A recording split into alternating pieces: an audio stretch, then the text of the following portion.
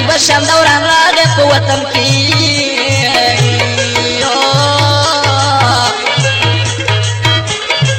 او چې شروع شو د ماربلو کاروبار قسمت وکړه زرین ته دا خبره او د ګنګاو نه راوله ماټي کدا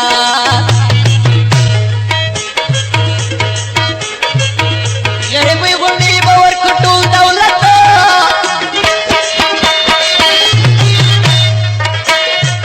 او نور زمونږ دلته نشته څه روزګار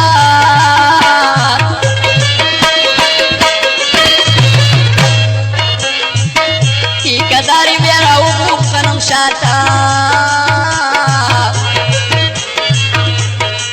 او غونډې ورکړه ورسره وشو اقرار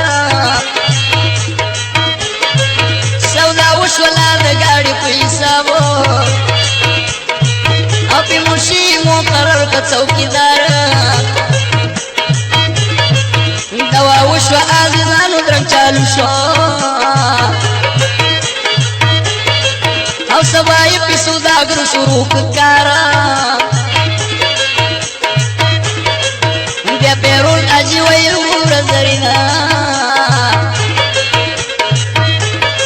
او یو ډوډۍ کوو په ورځې درې دوار مساخر به غنم شاته کورا جمع او مشرانو ته به وکړو انتظار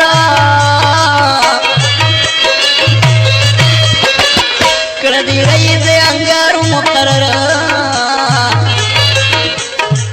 او د یو نوم رحمت الله او د بل ستاره دا څلور کندې یې ټول کرا خبر او بندوبست یې سبا یې تکو تیار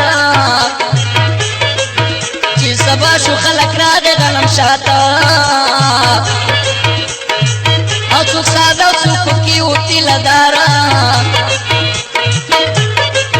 چې ډوډۍ وخوړله دوا وشوه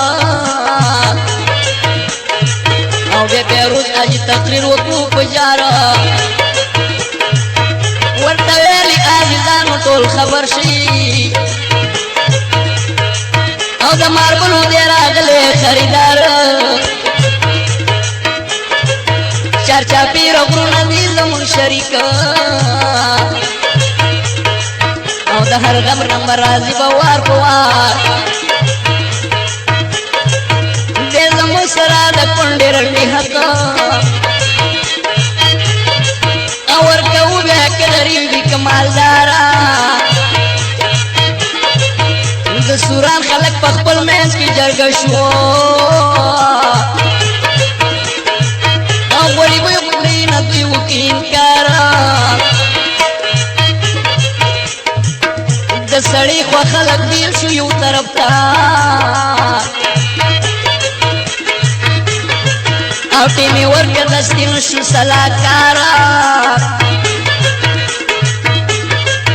یې صیب نوره حقیقت خبرې وکړه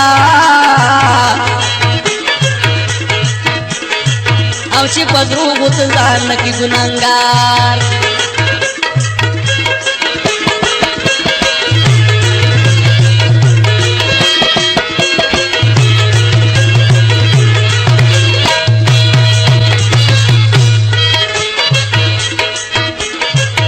ټیکهدار چې کار شروع که په درنګونو نو او خدای دې خیر کړي ازاري کار دی کوتیان جاړې وران حرم شو خدایه خیره او په باغونو کې ماتم شو خدایه خیره د ګلاب ګلونه پاڼې پاڼې کېږي نو او په باغچو باندې ورهم شو خدایه خیره دا پشنا اسمان چې کېږي بارانونه نو او عجیبه شانته موسم شو خدایه خیره د هر چا ګریوان په اوښکو باندې لوندې نو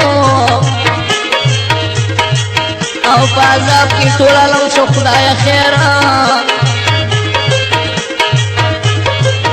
څوک د یو بل د حالات خبر نه دي